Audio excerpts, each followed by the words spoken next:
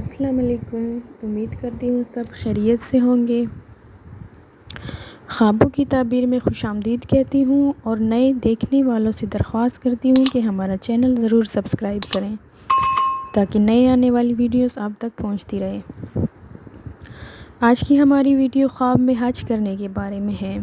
Video کو پورا دیکھیے گا، سکپ مت کریے گا، کیونکہ ہر خواب کی بہت سی تعبیریں ہوتی ہیں اور آپ نے خواب کس قسم کا دیکھا ہے یہ جب آپ ویڈیو کو پورا دیکھیں گے تو خود ہی تعبیر کی سمجھ آ جائے گی۔ حضرت ابن سیرین رحمۃ اللہ علیہ نے فرمایا ہے کہ اگر خواب میں دیکھے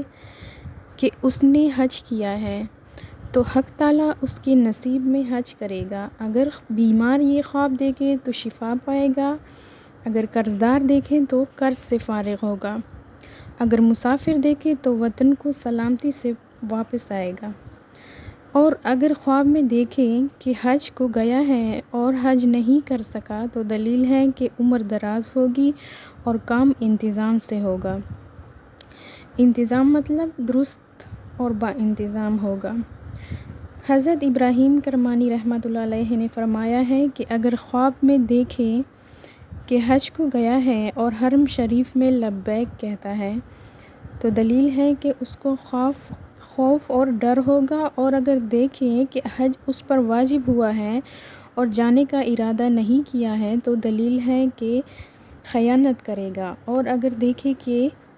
عرفے کا دن ہے تو دلیل ہے کہ کسی سے صلح کرے گا، اور اگر دیکھیں کہ خانہ کعبہ میں نماز پڑھتا ہے تو دلیل ہے کہ بزرگوں سے نفع پائے گا اور اس کا کام بہتر ہوگا۔ حضرت جعفر صادق رحمۃ اللہ علیہ نے فرمایا ہے کہ خواب میں حج کرنا 7 وجہ پر ہے۔